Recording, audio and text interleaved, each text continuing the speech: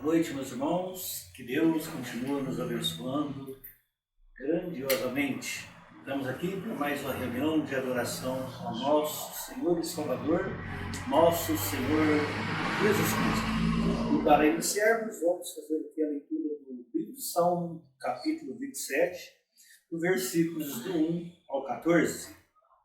O Senhor é a minha luz e a minha salvação. A quem temerei? O Senhor é a força da minha vida, de quem me recearei? Quando os malvados, meus adversários e meus inimigos se chegaram contra mim para comerem as minhas carnes, tropeçaram e caíram. Ainda que um exército me cercasse, o meu coração não temeria. Ainda que a guerra se levantasse contra mim, nisto confiaria. Uma coisa pedi ao Senhor e a buscarei, que possa morar na casa do Senhor todos os dias da minha vida, para contemplar a formosura do Senhor e inquirir no seu templo, porque no dia da adversidade me esconderá no seu pavilhão, no oculto do seu tabernáculo me esconderá, por-me-á sobre uma rocha. Também agora a minha cabeça será exaltada sobre os meus inimigos que estão em redor de mim. Por isso oferecerei sacrifícios de júbilo no meu tabernáculo.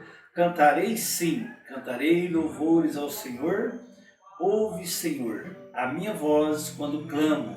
Tem também piedade de mim e responde-me. Quando tu disseste, buscai o meu rosto, o meu coração disse a ti, o teu rosto, Senhor, buscarei. Não esconda de mim a tua face, não rejeites ao teu servo com ira. Tu foste a minha ajuda, não me deixes nem me desampares, ó Deus da minha salvação. Porque quando meu pai e minha mãe me desampararem, o Senhor me recolherá. Ensina-me, Senhor, o teu caminho e guia-me pela vereda direita por causa dos meus inimigos. Não me entregues à vontade dos meus adversários, pois se levantaram falsos testemunhos contra mim e os que respiram crueldade. Pereceria sem dúvida se não cresce que veria a bondade do Senhor na terra dos viventes. Espera no Senhor, anima-te e Ele fortalecerá o teu coração. Espera, pois, no Senhor. Senhor, nosso Deus, nosso eterno Pai celestial. Primeiramente, Senhor, quero pedir que o Senhor perdoa-me a mim de todos os meus pecados, tudo aquilo que tenho feito, que eu tenho saído do controle. Peço que o Senhor use de misericórdia sobre mim e me dê a graça do teu perdão. Me fortalece, Senhor, na minha vida espiritual, que eu possa ser sempre um vencedor através da tua palavra que me fortalece, que me ajuda e que eu possa vencer os obstáculos e as adversidades que porventura acontecem na minha jornada terrena. Abençoe a mim, abençoe a cada um dos meus irmãos também e dê-nos graça de servir o Senhor com sinceridade, com vontade, com fé, confiança e que possamos de todo o nosso coração estar com as nossas vidas entregues às tuas mãos.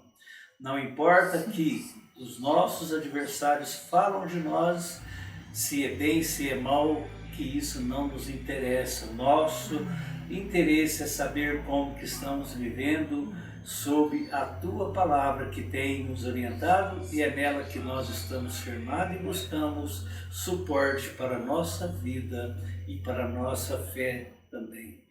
Abençoe-nos nesta noite de culto e que a tua presença possa ser viva e real no nosso meio, não só agora, mas todos os instantes de nossas vidas, que o Senhor esteja sempre na nossa dianteira, nos livrando e nos protegendo de todo perigo, de todo mal. Unge o teu pregador, ó Pai, para que ele possa vir nessa noite e trazer o recado que o Senhor já tem preparado para que possamos ouvir com atenção e com nossos corações puros possamos deixar que a tua palavra entre e permaneça para sempre. Desde já eu te agradeço pela oportunidade de estar aqui, de cultuar através da tua palavra. Te agradeço em nome do Senhor Jesus Cristo. Amém. O bom pastor buscou-me já longe do redil e com ternura achou-me caído, triste vi. As chagas com amor pensou e ao lar nos braços me levou. Sim, Jesus amou-me, com amor buscou-me, Ele mesmo restaurou-me a Deus, por seu sangue restaurou-me a Deus, seguiu-me bem distante do seu lugar no céu e disse em voz amante: achei-te, tu és meu. Jamais senti tão grande amor como este do meu bom pastor. Sim, Jesus amou-me, com amor buscou-me, Ele mesmo restaurou-me a Deus, por seu sangue restaurou-me a Deus, por Ele sou querido, que graça singular, pois Ele foi ferido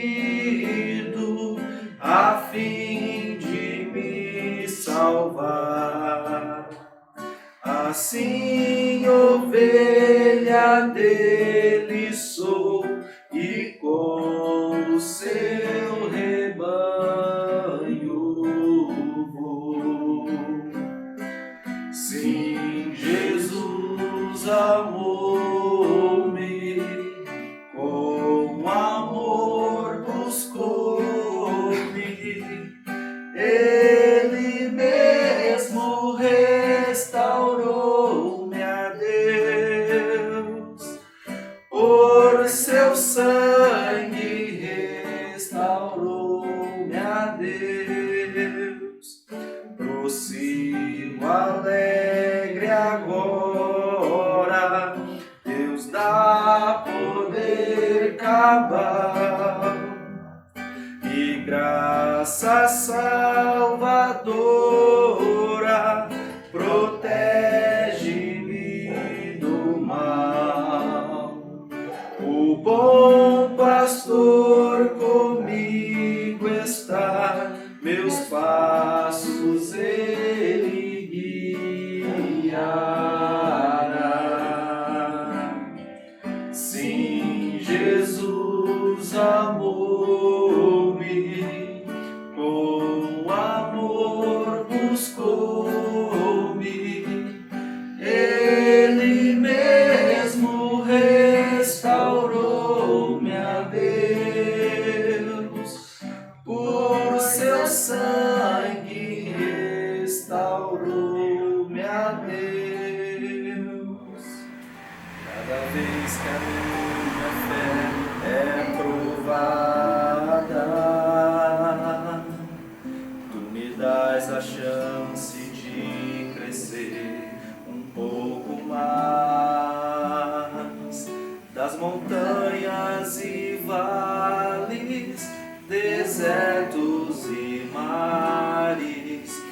atravesso e me levam pra perto de ti. Minhas provações não são maiores que o meu Deus e não vão me impedir de caminhar. Se diante de mim não se abrir o mar, Deus vai me fazer andar por sobre as águas, rompendo em fé. Minha vida se revestirá do teu poder, rompendo em fé. Com ousadia vou mover o sobrenatural, vou lutar e vencer, vou plantar e colher. A cada dia vou viver rompendo em fé. Minhas provações não são maiores que o meu Deus e não vão me impedir de caminhar. Se diante de mim não se abrir o mar, Deus vai me fazer andar por sobre as águas, rompendo em fé. Minha vida se revestirá do teu poder, rompendo em fé. Com ousadia vou mover o sobrenatural, vou lutar e vencer, vou plantar e colher. A cada dia vou viver rompendo em fé.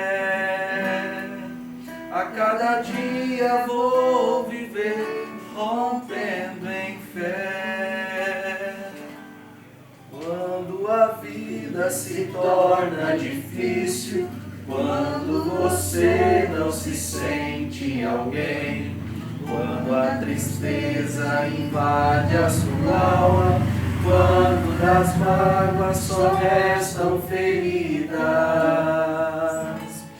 quando o amor não é alcançado, quando o mundo te deixa de lado e o coração explode na dor, é hora de ter um Salvador. O Salvador, Ele é Jesus, que por você morreu na cruz. Tua vergonha e teu desprezo Ele levou. Carregue a sua cruz juntinho dele, que a força dele te torna capaz. O amor que o mundo não te deu, Jesus te dá. Quando a vida se torna difícil, quando você não se sente alguém, quando a tristeza invade a sua alma, quando das mágoas só restam feridas, quando o amor não é alcançado, quando o mundo te deixa de lado e o coração explode na dor, é hora de ter o Salvador. O Salvador, Ele é Jesus, que por você morreu na cruz. Sua vergonha e seu desprezo Ele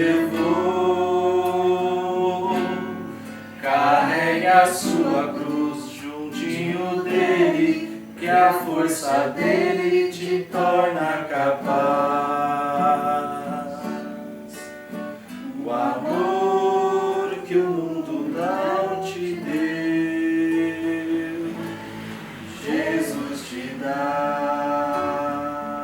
Somente crer. Somente crer. Tudo é possível. Somente crer. Somente crer.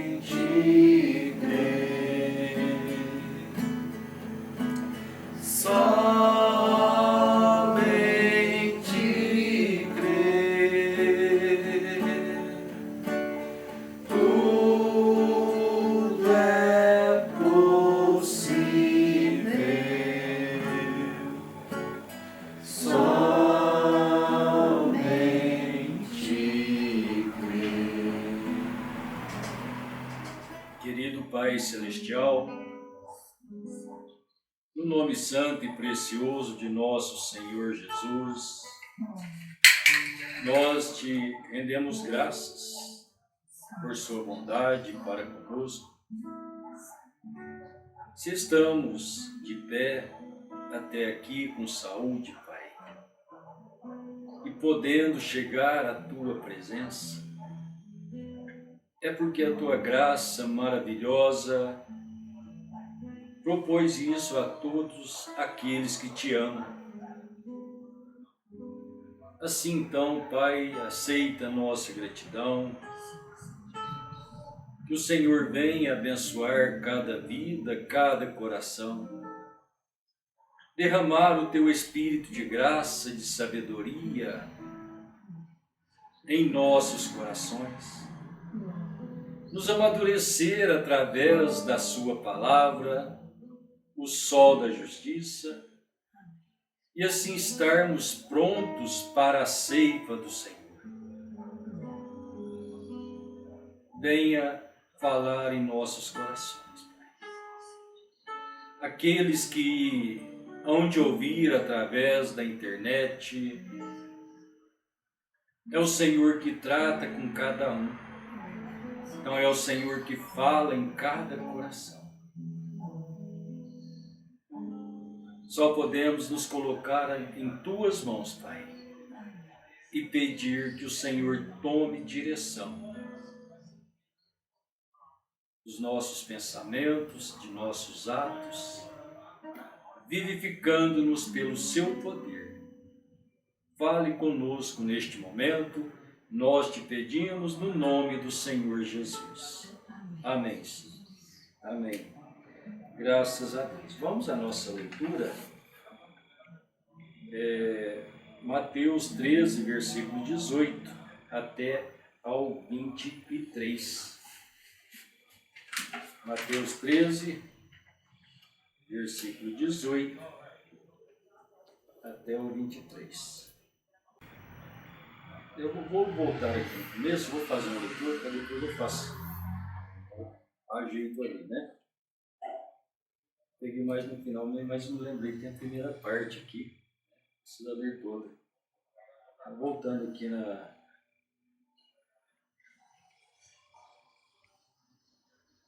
Mateus 13, versículo do 1 em diante, depois passaremos ao 18 também.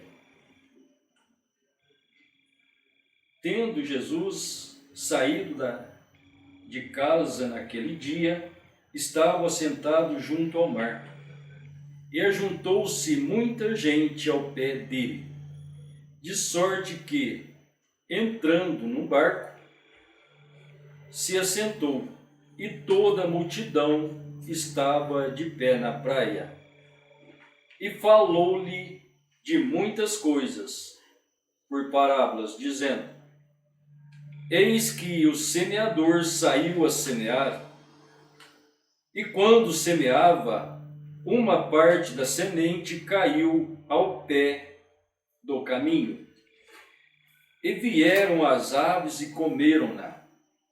E outra parte caiu em pedregais, onde não havia terra bastante. E logo nasceu, porque não tinha terra funda. Mas vindo o sol, queimou-se e secou-se, porque não tinha raiz. E outra parte entre espinhos, e os espinhos cresceram e a sufocaram-na. E outra caiu em boa terra, e deu fruto, um a 100, outro a 60, e outro a 30. Quem tem ouvidos para ouvir, ouça. Acercando-se dele, os discípulos disseram-lhe: por que lhes falas por parábolas? E respondendo, disse-lhe: porque a vós é dado a conhecer o mistério do reino dos céus, mas a eles não. Porque aquele quem se dará, terá em abundância. Mas aquele que não tem, até aquilo que tem, será tirado. Ouvindo alguém a palavra do reino e não a entendendo, vem o maligno e arrebata o que foi semeado no seu coração. Este é o que foi semeado ao pé do caminho.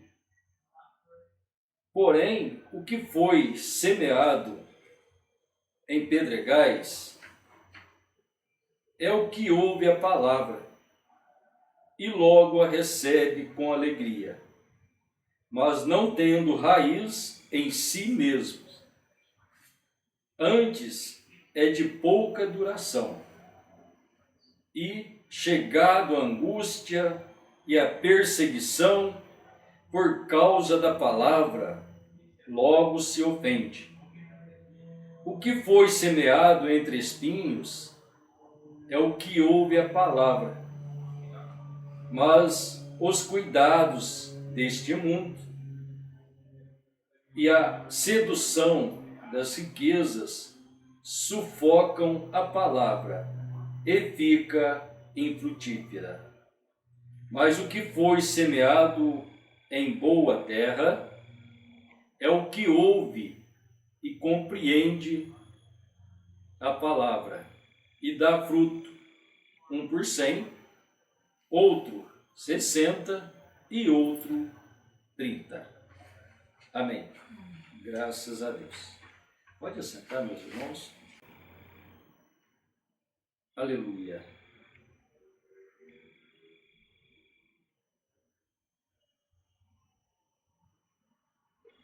Graças a Deus. Vamos deixar assim, né? Desejo comentar com os irmãos. A palavra de Deus produzirá segundo a sua espécie.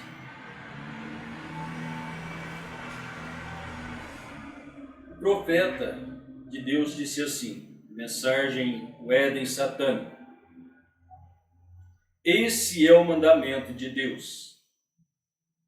Agora, quão bom é qualquer pregador ou qualquer outra pessoa para que trate de fazer com que essa palavra diga alguma outra coisa. Bem, cada palavra de Deus é uma semente. Jesus assim o disse. A semente que o semeador semeou. Assim que em Marcos 16, e a palavra de Deus produzirá segundo sua espécie. Se Malaquias é a palavra de Deus, produzirá segundo o seu gênero. e toda outra promessa deve produzir segundo seu gênero. Então, olhando para dentro disso, Mateus 13, né? Temos ali a parábola do semeador, uma complementando a outra, parece que em 3 tonalidades diferentes, né? Falando da mesma coisa, mas é uma parábola, né? Uma figura para demonstrar o que é o reino de Deus. Então, quando voltamos em Gênesis, nos é dito, né? Quando Deus criou todas as coisas, Ele disse: cada árvore produza segundo a sua espécie. Então, tudo é segundo a sua espécie. Toda a criação, né? Olhamos a natureza, olhamos animais, tudo procria, tudo se renova. Então olhamos, ensinou o irmão Brano, as folhas das árvores, elas caem, chega o tempo de cair, e de repente chega, né, o outono, que ela floresce de novo, né? Ela está lá novinha em folhas, falando da ressurreição. Então Deus mostrando através da sua criação. E cada árvore tem a sua semente. Sempre pegamos uma semente para reproduzir. Então nós sabemos, né? Faz uma colheita de arroz, faz uma colheita de feijão.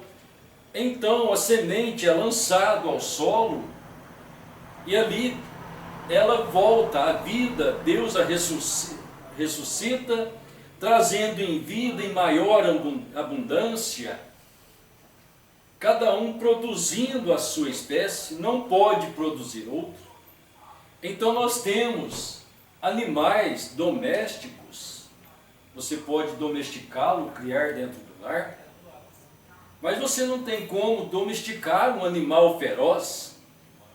Mesmo que você tome um filhote e venha cuidar dele desde seu nascimento, ele não deixa de ser uma fera, é perigoso, porque ele nasceu fera. Então, olhando a ordem divina, então olhando para a palavra de Deus, que o Filho do Homem saiu a semear, o mundo é o campo, a boa semente aos filhos do reino, e a má semente é os filhos do maligno. Então, precisamos entender com maturidade tudo que se acontece, que envolve o ser humano. Talvez as pessoas partem para um lado de preocupação demasiado e está faltando amadurecimento, compreensão. E então normalmente nós vemos isso quando a pessoa é um novo convertido. Aí ele critica a tudo e a todos e condena a todos, quando na verdade devemos contribuir para o reino dos céus. Trabalhar em prol do reino de Deus. E nunca vamos conseguir pegando as pessoas à força, né? Por isso eu gosto de tratar do livre-arbítrio. Quando nós falamos, você fala com a pessoa, você orienta, você dá a semente. O que é a semente? A palavra. Se ele vai digeri-la em seu estômago espiritual, e se ela vai transformar em pequenas células vitamínicas, que dará a vitamina de fé na palavra de Deus, para produzir a palavra de Deus. Então nós vivemos uma situação muito séria dentro da nossa vida espiritual. No tocante ao batismo do Espírito Santo, devemos ser maduros e não relapsos, né? A maturidade, que é maturidade? É consciência plena, perfeita. Então nós precisamos chegar, isso cada um de nós, indivíduos, para assim medir as coisas e Deus nos dar graça dentro desta semeadura. Então cada um de nós no papel de filhos e filhas de Deus, onde a semente divina está dentro de você. Por meio da fé, então, você crê na semente, a palavra, e crer em toda a palavra é o que prova que nós somos verdadeiros filhos de Deus. Podemos ter o nosso lado negativo, o nosso lado falho, mas dentro daquele lado perfeito que a Bíblia nos oferece, você crê, né? Então, olhando dentro desse prisma, quando olhamos para a divindade, sabemos que é um só Deus. Então você leia a semente, que é a palavra que testifica isso para nós, e você crê de todo o seu coração. De maneira alguma isso vai escapar de você, e você vai jogar fora, e vai voltar a uma fé trinitária. Crer em 3 pessoas, crer no espírito idólatra, enganoso, de ter imagens de homens que foram santificados pelo Espírito Santo e pôr a confiança naquela imagem, então criando para si deuses. E quando isso acontece, as pessoas têm esse tipo de fé, você não pode dizer que não é fé. Não é a fé genuína, a fé perfeita, mas é a fé dele, humana, religiosa, mas é fé. Então precisamos alcançar a fé perfeita, a fé genuína, a fé da palavra de Deus, que quando nos mostra a verdadeira deidade do Senhor, nós cremos. Quando mostra para nós o nome do Senhor, o nome de redenção, nós cremos. Quando a Bíblia diz que nós devemos ser batizados em nome do Senhor Jesus, então nós cremos.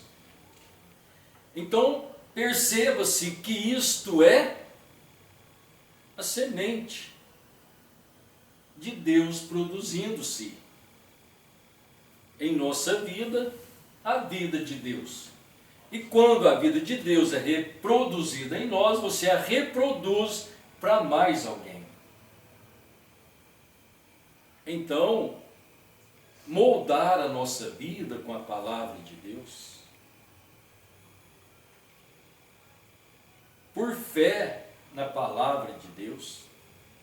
Então, eu achei interessante quando eu li, o profeta diz: agora, quão bom é qualquer pregador ou qualquer outra pessoa que trate de fazer com que essa palavra diga alguma coisa. Isso é bom?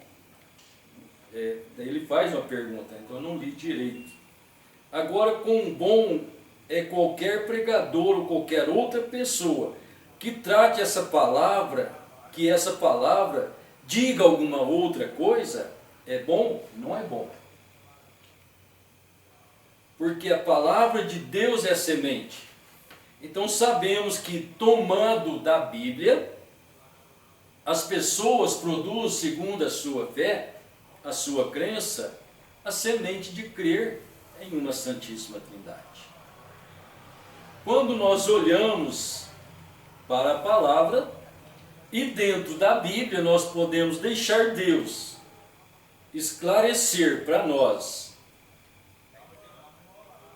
a divindade, o batismo verdadeiro. E tomamos isso, então a palavra de Deus começa a ser gerada em nossos corações. Olhando então, como disse o profeta, a palavra de Deus produzirá segundo o seu gênero. Então Deus profetizou e falou através dos profetas que o Messias viria. Ele veio. Quando nós tivemos a manifestação do Messias, Deus está trazendo a oportunidade aos gentios, aos israelitas, ao mundo, a oportunidade do novo nascimento. Que é o novo nascimento? É ter um nascimento espiritual. Esse nascimento espiritual é nascer de novo. Nascer de novo é perder todos os costumes e hábitos que foram gerados em nossa vida antes que conhecemos a palavra de Deus. Então, quando conhecemos a palavra de Deus, ela é semente. Aquela semente caindo no coração, ela vai produzir vida. Mas então, uma parte da semente caiu à beira do caminho, vieram as aves dos céus e as comeram. Outras caíram em pedregais, lugar que tinha muita pedra. Você já viu aquela pedra que tem terra em cima e logo nasce algo naquela terra sobre aquela pedra? Claro que você já viu. Mas não tem vida permanente, aquilo passa rápido. Por quê? O profundo daquela terra, que é alcançado tão rápido, a raiz daquela semente ali em cima, ela encontra aquele solo duro, então não penetra, não passa, ela perde a sua força e ela morre. E a outra caiu em meio aos espinhos. Aí vem os cuidados do mundo. É pensar nisso, pensar naquilo, problema familiar, e não saber lidar com estas coisas. E aquela semente é sufocada pelos espinhos.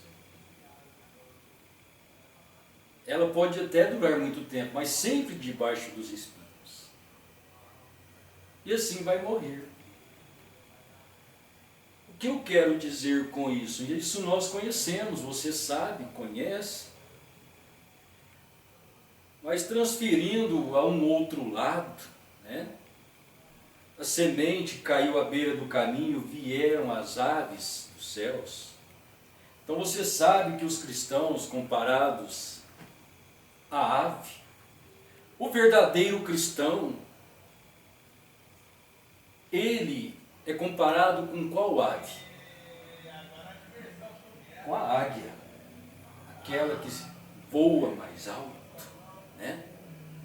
Tem visão aguçada, então ela tem visão de Deus, ela tem visão profética, porque uma águia na Bíblia representa um profeta.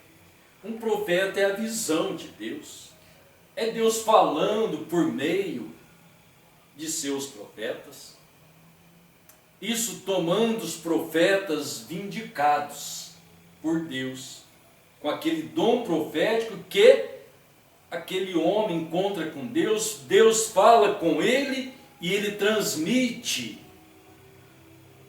a palavra à nação ao indivíduo. No caso de Israel, era nação, mas fora de Israel, Deus vem trabalhar com indivíduos. Então, se somos águias, então tem as outras aves também, aves de rapina. Temos aquelas aves que são os pregadores, quando a boa semente é lançada no coração das pessoas, elas vêm e arrebatam, dizem que aquilo é mentira,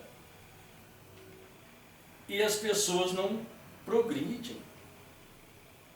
Então é uma terra denominacional, solo duro, calcado pela teologia, que impede a palavra de Deus venha crescer no coração das pessoas.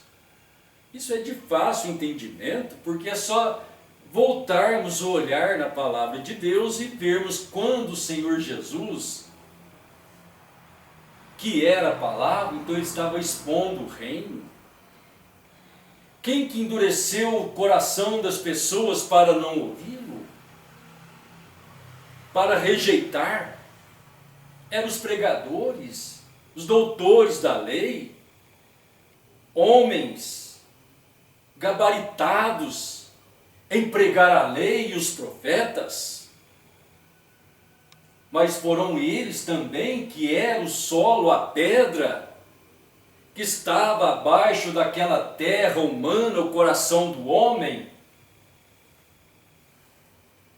para não deixar a palavra de Deus criar raiz. Mas então um pequeno grupo aceitou. Então, quando nós olhamos lá no princípio a criação, Deus trazendo à luz a criação, todas as coisas, mas o homem veio a morrer por causa do pecado, mas quando nasce o Cristo, o Messias, ali está começando o novo reino de Deus, ou seja, a nova geração, a nova criação, que é Cristo Jesus, o homem, a semente, o trigo, que foi plantado. Ao terceiro dia, então, a sua vida voltou àquele grão, ele foi ressurreto, assunto ao céu, e dentro de 50 dias, aquela vida foi derramada em solos férteis. Quem são os solos férteis? Os apóstolos, aquela igreja primitiva. Então começa o trabalho de Deus, e logo começa a dispensação gentia, ou seja, a oportunidade para os gentios, onde, agora voltando para o que o profeta disse, que cada semente, ela produz segundo o seu gênero. Então, como em Cristo nos é apresentado pela palavra de Deus que nós estávamos nele, que ele veio tirar dentre os gentios um povo para o seu nome. Então, quando chega a oportunidade dos gentios, em Apocalipse 2, fala da primeira igreja, fala do seu anjo. Então, quando nós chegamos a Apocalipse 5, nos apresenta que esta igreja, ou estas igrejas de Apocalipse 2, que são as 7 igrejas, Apocalipse 5 nos mostra que a igreja, as pessoas, a parte feminina, ela estava no Cordeiro. Então, por quê? Então, Apocalipse 5 nos apresenta um cordeiro que tem 7 olhos e tem 7 chifres.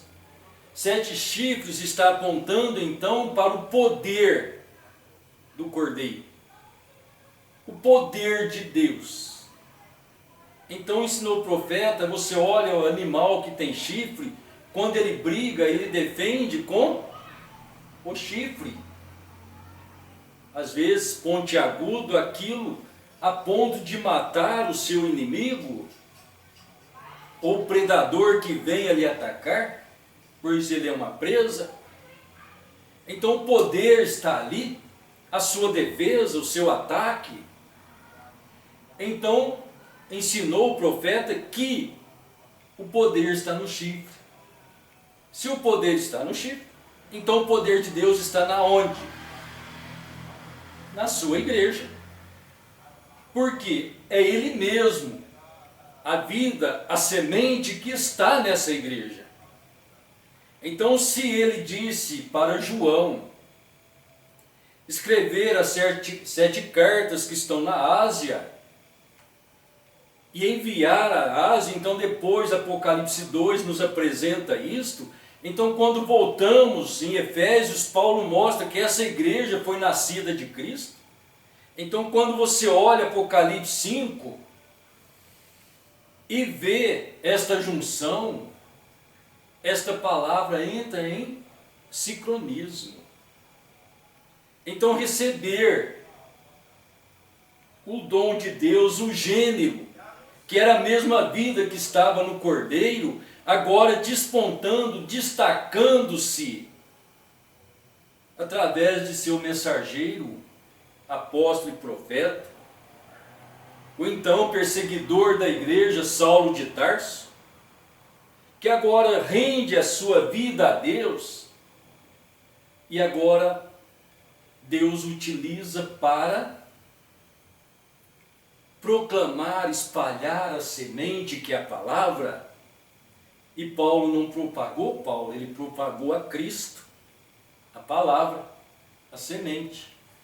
E assim então vem Deus trabalhando em cada era. Então deixar de crer que Deus enviou mensageiros, pois é a promessa dele, é a palavra dele. Ele disse que assim o seria. Então isso foi mostrado em sombras, tipos do Velho Testamento, quando Deus permitiu que fosse criado aquela igreja física, o templo. Então no templo tinha o lugar santo, o lugar santíssimo e tinha o átrio. Então, fora da igreja era o átrio, ali vinham os santos. Quando eles entravam para dentro da igreja, era o lugar santo, a reunião dos santos. Então ali era de total reverência, total silêncio, não podia ouvir barulho algum, não havia um cochicho, não havia uma fala. Por isso o profeta de Deus ensinou que quando nós estamos na igreja, dentro da igreja não se fala. Dentro da igreja se ora. Mas então ali estavam os santos em adoração. E atrás do altar, o lugar santíssimo, a presença de Deus. Então havia entre o altar, então se aqui está o altar, tinha o candelabro de 7 pontas, e atrás estava o lugar santíssimo. Então era tomado fogo, que era Deus, o Espírito Santo, fogo do altar, e era aceso aquelas 7 lâmpadas.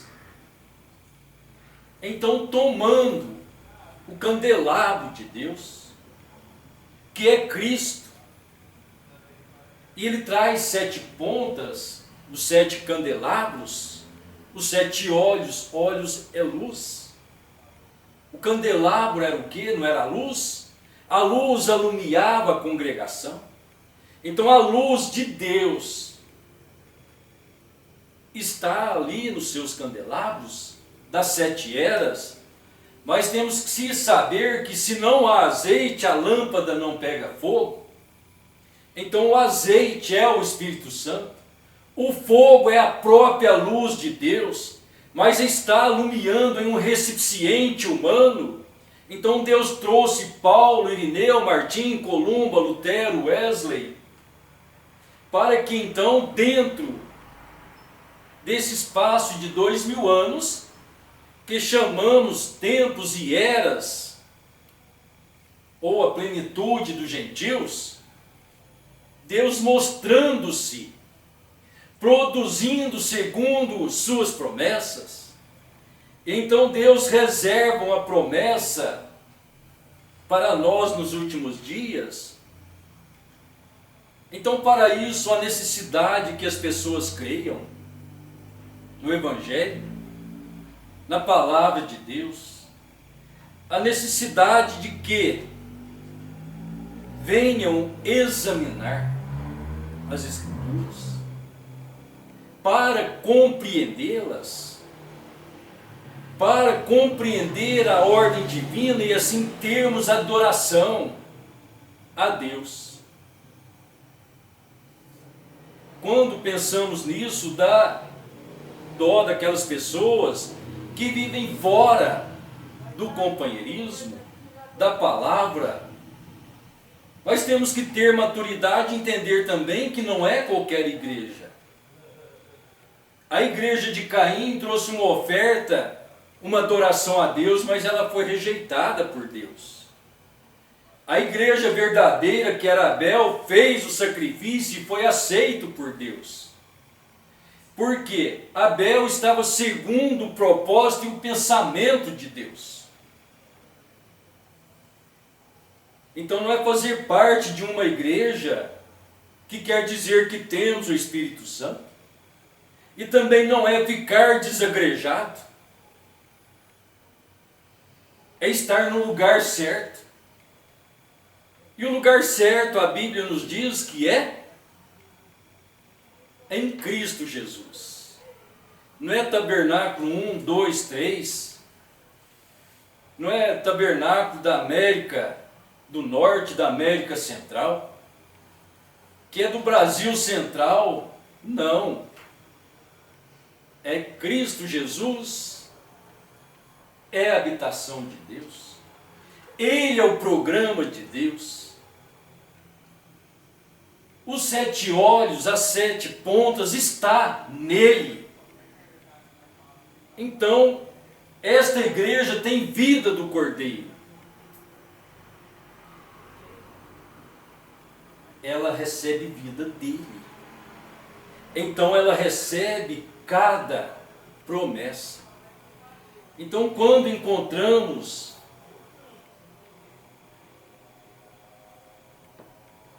como disse o Senhor, Amós 3,7, que o Senhor não fará coisa alguma sem que primeiro revele o seu segredo aos profetas, seus servos. Então, quando Deus usa um profeta verdadeiro, logo surge um falso profeta. E aqueles que têm a semente do falso profeta creem naquela doutrina e ele toma para si um título de cristão. Diz que é cristão porque ele crê na palavra de Deus, ela lhe é anunciada, mas há uma perversidade ali no meio, há um deslocamento, uma interpretação errada, uma doutrina errada. E as pessoas caminham por aquilo. Então eles não estão produzindo segundo a espécie da palavra. Segundo a espécie da palavra é nascer em Cristo, viver de Cristo e Cristo vivendo em nós e nos vivificando. Então, se Deus traz o verdadeiro profeta, levanta os falsos. Então Deus trouxe a verdadeira igreja, logo começou a falsa igreja, que era o espírito nicolaíta, porque o Senhor Jesus, mostrando para João, Apocalipse 2,15, eis aí os nicolaítas, os quais eu aborreço. E então aquele espírito veio de anticristo, começando lá junto dos apóstolos e caminhando até hoje. Hoje já vamos dizer aí há 2025 anos. E as pessoas estão com seu olhar voltado a homens que não tem nada de Deus em si. Alguns religiosos, outros não. Então vemos uma mescla, uma mistura muito grande de cristianismo com religião com política, vamos dizer assim, né? Melhor dizendo. Tantos quantos que são religiosos, professam o cristianismo, estão lá enredados, misturados com a política, trabalhando juntos em prol de uma construção que eles dizem ser um movimento cristão, mas que ali logo, bem futuro, bem próximo a nós, isso vai ser confiscado pelo sistema religioso. É entender que o espírito anticristo, ele é religioso. Aqueles que saíram do meio dos cristãos. Se os cristãos foram tomados por religiosos, e os que saíram do meio deles, então são religiosos. Então se discerne espiritualmente. O mundano, ele está fora. Ele não é cristão e nem é crente. É simplesmente um mundano. Mas o verdadeiro Filho de Deus crê em toda a promessa. E os anticristos vivem lutando contra as promessas.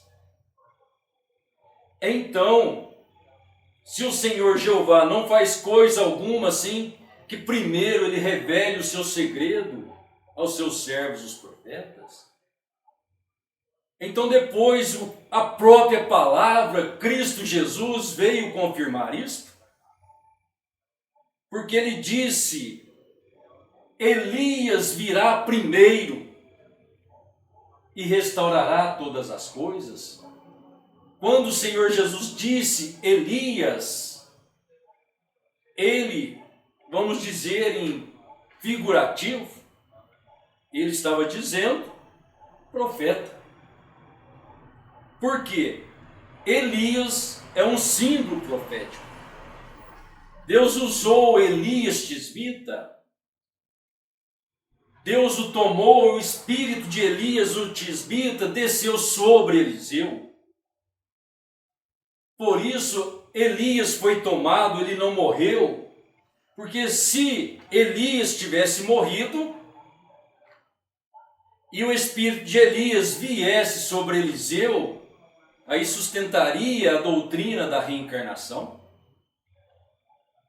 Aí depois o mesmo espírito de Elias que veio em João Batista, outra vez, seria reencarnação outra vez, mas portanto ele não morreu. Então quando falamos o espírito de Elias, falamos daquele dom profético que pairava sobre Elias, que era Deus. Aquilo veio sobre Eliseu, aquilo veio sobre João Batista. E o Senhor Jesus disse que então esse espírito profético viria outra vez, ou seja, um profeta vindicado por Deus. Elias virá primeiro. Você não precisa concordar, meu querido irmão, irmã, que vai estar nos ouvindo, mas o Senhor Jesus disse que o fim dos tempos, os anjos seriam os ceifeiros. Então não é vir aquela hoste celestial de anjos tocando sua trombeta. Trombeta é anúncio do Evangelho. Então dentro deste tempo o Senhor Jesus trouxe as visões a João, esclareceu 7 trombetas, 7 anúncios.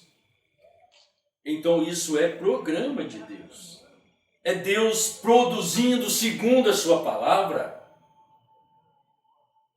E cada um que é filho de Deus crê genuinamente nesta palavra. E então, se o Senhor Jesus disse, Elias virá primeiro e restaurará todas as coisas, esse próprio Senhor Jesus estava confirmando Malaquias capítulo 4, quando Malaquias já havia profetizado que viria o profeta Elias. Então, tanto Malaquias falou do profeta Elias como João Batista. Então ele falou profeta Elias, ele não disse virá João Batista. Então ele estava falando da ordem profética, da manifestação profética. Quando ele disse, eis que envio o meu anjo mensageiro diante de mim, que preparará o meu caminho, anjo mensageiro, profeta, João Batista.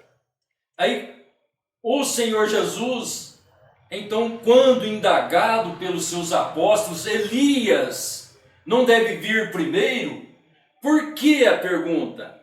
É porque eles tiveram a visão junto com o Senhor, o monte da transfiguração. E quem que é que perguntou? Ali estava Pedro, Tiago e João, os 3 apóstolos. A fé, a esperança e o amor. Aqueles 3 que sempre estavam com o Senhor Jesus. Quando eles tiveram a visão da transfiguração do monte, que eles viram então a lei que era Moisés, viram os profetas, que era Elias, ali representado, então aparece a graça, que é Cristo Jesus.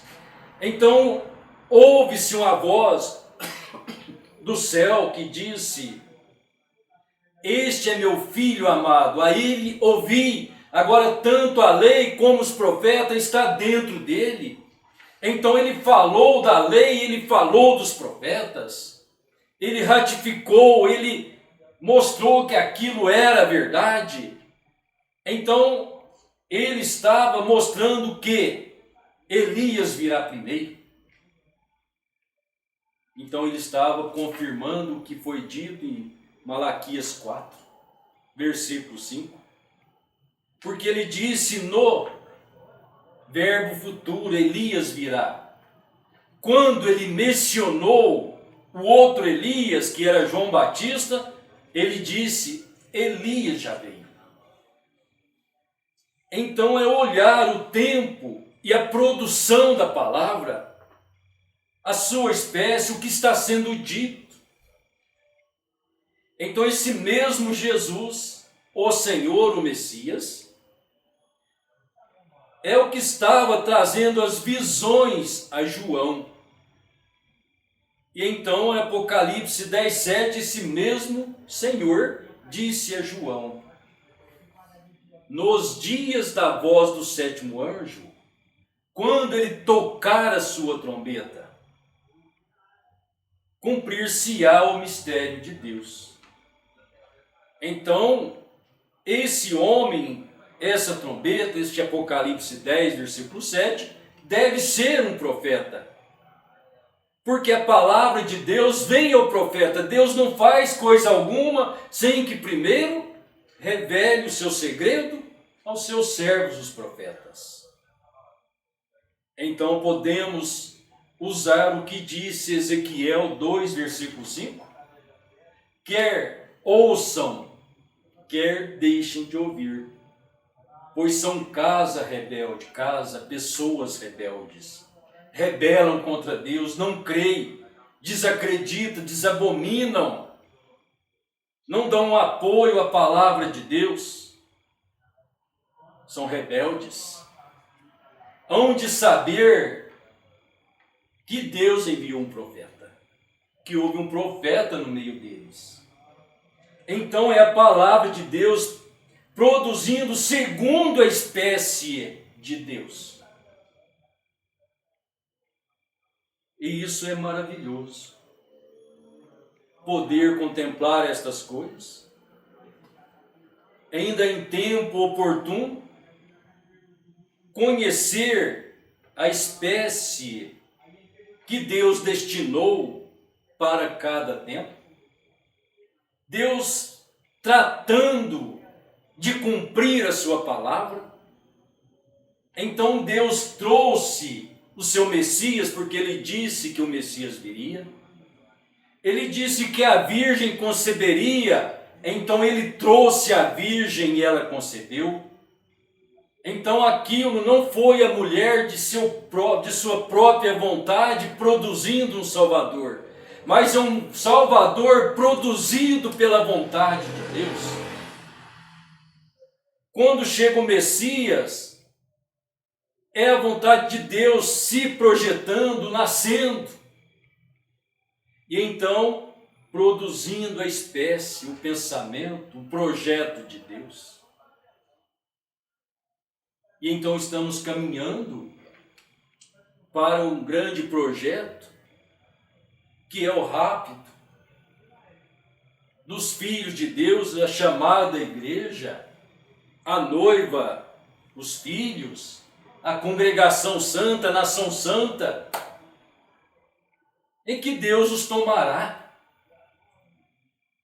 Mas precisamos estar em conforme o que Deus produz pela sua palavra em suas estações e tempo.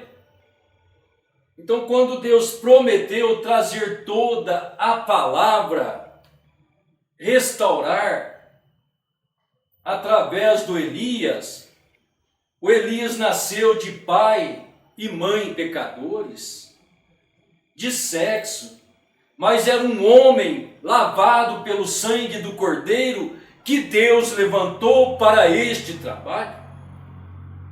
As pessoas têm o direito de crer ou não crer, mas é a produção da palavra de Deus. É o que Deus disse. Então, é o que nós cremos. Disse o irmão Brana, é um pecado não crer. Por quê? A incredulidade é a mãe do pecado. Todo aquele que crê será salvo, mas o que não crê está condenado. Então é um pecado não crer. É um pecado rebelar-se contra Deus. Que assim então a graça de Deus nos seja favoráveis.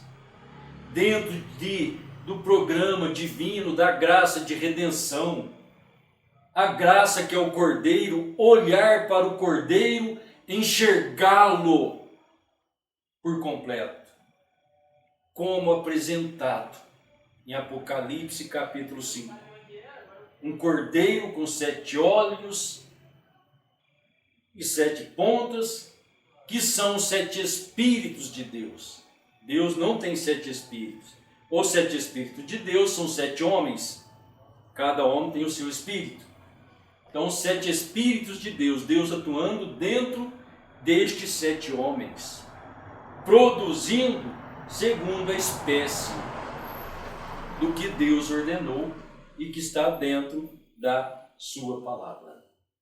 Que assim o Senhor nos mantenha com graça, fé, revelação, dentro desse programa divino, produzindo em nós segundo a espécie da sua palavra, a verdadeira fé ao que Deus diz em sua palavra. Deus te abençoe. Querido Pai Celestial, no nome santo e precioso de nosso Senhor Jesus, te damos graças, porque a sua palavra já foi falada, manifestada. O Senhor tornou-se carne, homem, para nos redimir. E no Senhor, no Cordeiro, estava e está todo este plano, o qual vem desenvolvendo e produzindo segundo a vontade perfeita do Senhor em todos os tempos, produzindo seus verdadeiros filhos. Que assim, então, Pai, o Senhor nos santifique pela sua palavra, tornando-nos limpos, lavados no sangue do Cordeiro e cheios da sua vida, que é o teu Espírito Santo. Abençoe cada irmão, cada irmã, os aqui presentes, aqueles que estarão na audiência invisível. Abençoe a irmã Maria José, esta dor que tem incomodado tanto em suas pernas, mas o Senhor tem dado força e até aqui o Senhor tem auxiliado. Continue abençoando suas mãos, abençoando toda a nossa família, Pai, guardando, livrando de todo o mal. Toma-nos em tuas mãos e receba a nossa gratidão. No nome santo e precioso do Senhor Jesus. Amém. Amém.